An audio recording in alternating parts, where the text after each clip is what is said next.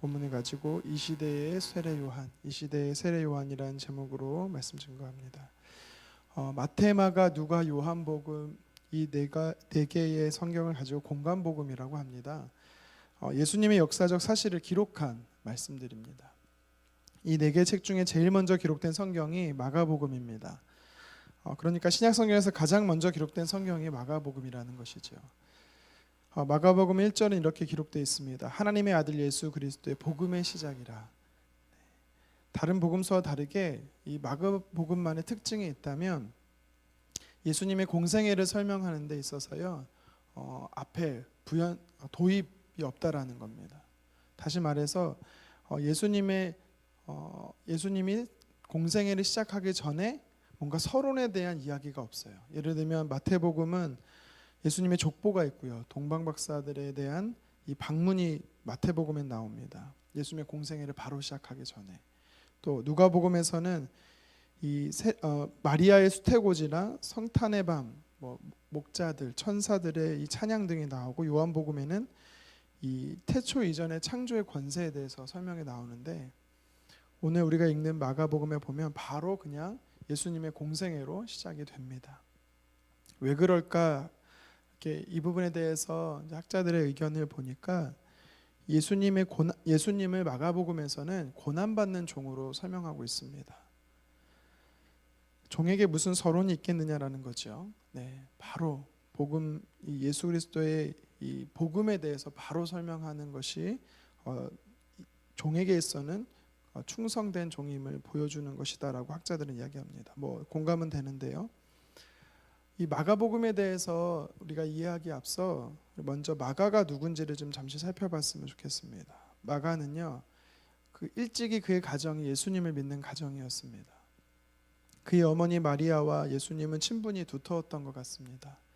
왜냐하면 예수님이 예루살렘에 오실 때마다 이 마리아의 집에 머물기도 하셨고요, 그녀의 집 다락방에서 유월절 만찬까지 가질 정도로 친밀한 관계였던 것 같습니다. 학자들은 이 성령의 세례를, 성령을 받았던 곳이 바로 이 마가의 다락방, 이 집이 아닌가라고 추측하기도 합니다. 그는 일찍이 예수님을 직접 배웠던 사람이 바로 마가입니다. 그리고 가까이에서 예수님의 말씀을 들었고 예수님의 이 십자가의 현장을 직접 목격한 사람이 바로 이 마가입니다. 예수님의 12제자 중에 제자는 아니었지만 이 예수님이 부활하신 것도 보았고 오순절 성령 강림의 현장에 있었던 인물이 바로 이 마가입니다. 우리가 알다시피 이 바나바의 조카였죠, 마가는요. 그래서 바울과 바나바와 함께 전도 여행도 갔던 사람입니다. 물론 중도에 포기하긴 했고 그로 인해서 이 바울에게 미운 털도 박히기도 했지만, 바울이 나중에는 마가가 너무 보고 싶다 할 정도로, 성경에 기록할 정도로 관계가 회복된 사람이었습니다. 평생 베드로와 가까이 하면서 예수님이 정말 어떤 분이신지를 이 제자를 통해서 직접 들었던 인물이 바로 이 마가입니다. 한마디로 말하면 예수님을 가까이에서 모셨고 보았고 들었고 겪었던 일을 기록한 성경이 바로 이 마가복음이라는 것입니다.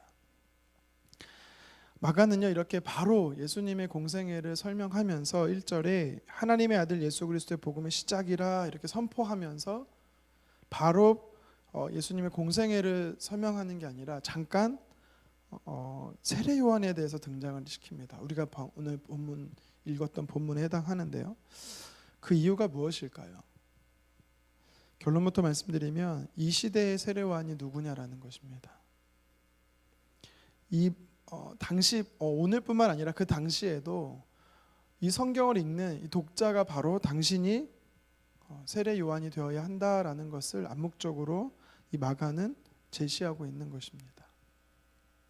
그렇다면 오늘 본문에서 세례 요한은 어떤 삶을 살았는지, 그리고 저와 여러분들이 이 시대의 세례 요한으로 어떤 삶을 살아내야 하는지를 같이 한번 살펴보도록 하겠습니다. 첫 번째는 오늘 본문이 저와 여러분들에게 향해 주의 길을 준비하라라고 도전하고 있습니다. 우리 본문 3절인데요. 같이 한번 다시 읽겠습니다.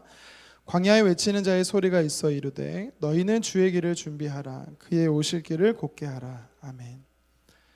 이사야서 40장 3절의 말씀이 이 세례 요한을 통해서 확인되고 있습니다. 성취되는 것이죠. 예수님보다 먼저 와야 되는 인물이 있다라고 성경은 이야기를 합니다. 왜 예수님의 길을 준비하라고 할까요? 예수님의 길을 준비한다라는 것은 어떤 의미입니까? 3절의 하반절에 더 보니까 주의 오실 길을 곧게 하는 게 주의 길을 예비하는 거다라고 성경은 말합니다.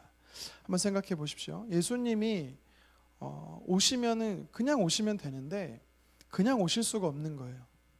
다시 말해서 예수님이 꼭 오셔야만 하는 길이 있다라는 겁니다. 그 길을 준비하는 사람이 바로 세례 요한이었습니다. 그러면 이 곧게 한다라는 것은요, 구부러진 길을 핀다라는 의미인데요. 당시에 이 왜곡된 길, 예수님이 바로 오실 수 없었던 길이 무엇이었는가? 그래서 곧게 하는 길이, 세례 요한이 곧게 해야 되는 길이 무엇이었는가 살펴보면 4절에 보니까 회개의 세례를 베푸는 것이었습니다. 세례 요한은요, 죄사함을 받게 하는 회개의 세례를 베풀었습니다. 그러므로 인해서 예수님이 이 땅에 오실 수 있었다라고 이야기를 하는 것이죠. 그 길이 준비되지 않으면 예수님은 오실 수 없었던 것입니다. 예수님의 길을 준비하는 것, 그것은 예수님의 길을 곧게 하는 것인데요. 그것이 바로 회개로부터 시작되었던 것입니다. 회개의 심령에 예수님은 찾아오십니다. 다시 말해 교만한 심령, 죄악이 가득한 심령, 그릇된 삶의 자세에는 예수님께서 찾아오실 수 없는 것이라고, 없다라고 오늘 성경은 말씀하는 것이죠. 3절 하반절에 이 그의 길을 곧게 하라라는 말씀을 영어 성경으로 보니까요, make straight face for him이라고 써 있습니다. 다시 말해서 그를 위해서 길을 곧게 만들어라라는 뜻입니다. 여기 straight라는 말이 나오는데요, 이게 곧장, 곧바로라는 뜻입니다. 일직선이라는 뜻입니다. 그러니까 예수님이 우리 안에 오시는데, 저와 여러분의 삶에 예수님이 오실 때 그 사이에 뭔가 놓여져 있으면 예수님 못 오신다라는 것입니다. 그것이 무엇이겠습니까? 우리가 지난주에도 다니엘서에서도 살펴봤듯이 하나님께서 우리에게 응답하시는데, 속히 응답하시는데 첫 번째가 뭐였죠? 바로 회개였습니다. 하나님과 우리 사이에 장벽이 있다면 그것을 허물어야, 그것을 제거해야만 주님이 오실 수 있다라는 것입니다. 죄로 인해 장벽이 생기지요. 그래서 그것을 회개해야 하는 것입니다. 예수님께서 내 마음의 중심으로, 내 마음의 중심의 보좌의 왕으로 모실 때 예수님께서 오실 수 있는 것입니다. 오늘 하루도 죄로 인해 하나님과의 친밀함을 누리지 못하는 이 왜곡되고 구불구불한 이 마음의 길을 곧게 하는 저와 여러분 되기를 주님의 이름으로 축원합니다. 계속해서 본문 말씀 우리에게 주시는 도전은요, 예수님만 높이는 삶을 살라라는 것입니다. 당시의 세례 요한은요, 사실 슈퍼스타였습니다. 학자들의 견해에 따르면 그 세례 요한을 따르던 무리가 30만 명이나 되었을 것이다라고 성경은 이야기를 합니다.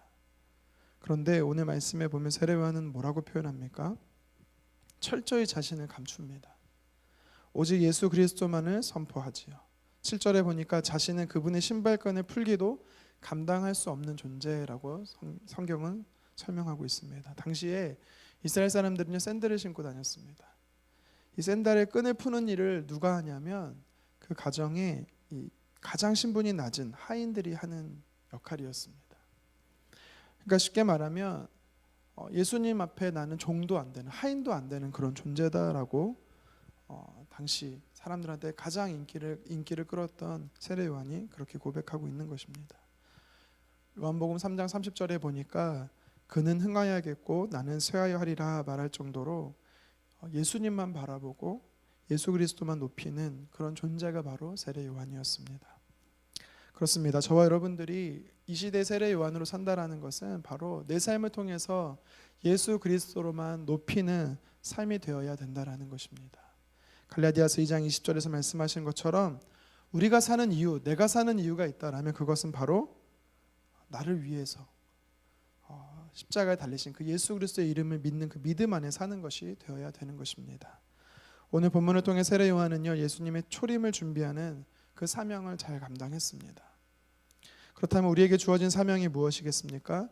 이제는요, 다시 오시겠다라고 약속하시는 그 예수님을 준비하는 그 사명이 우리에게 주어진 것입니다. 마태복음 24장 14절에 뭐라고 말씀하십니까?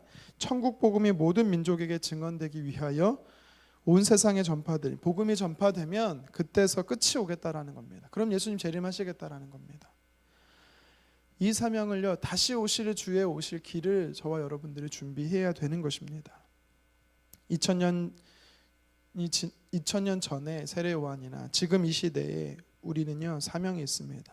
주의 오실 길을 곧게 하는 것입니다. 다시 오겠다고 약속하신 예수님의 그 재림을 준비하는 세례 요한이 되어야 될 것입니다. 마태복음 24장 42절에는 또 이렇게 말씀합니다. 그러므로 깨어 있으라. 어느 날에 너희 주가 임할는지 너희가 알지 못함이니라. 아멘. 주님이요, 속히 오시겠다라고 말씀하실 뿐만 아니라 내일 당장 오실 수 있다라는 것입니다. 그래서 우리는 늘 영적 긴장감과 영적 긴박감 속에서 주님이 오실 것을 사모하면서 우리에게 맡겨주신 사명, 주의 길을 곧게 하는 것과 주의 예수 그리스도의 이름을 높이는 삶을 우리는 오늘도 살아내야 될 것입니다. 한 글이 굉장히 감동이 되고 도전이 돼서 제가 가져왔습니다. 이런 표현이 있더라고요. 진리는 아니지만 이런 표현이 있습니다. 교회 공동체가 사도행전 1장 8절의 말씀을 순종하지 않으면 사도행전 8장 1절의 말씀이 실행된다. 제가 잘못 말했나요? 1장 8절의 말씀, 사도행전 1장 8절의 말씀을 실행하지 않으면 사도행전 8장 1절의 말씀이 실행된다.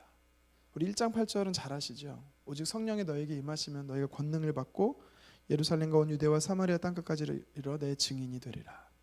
이 말씀을 교회가 실행하지 않는다면 어떤 일이 일어나는가? 사도행전 8장 1절 제가 한번 읽어드리겠습니다.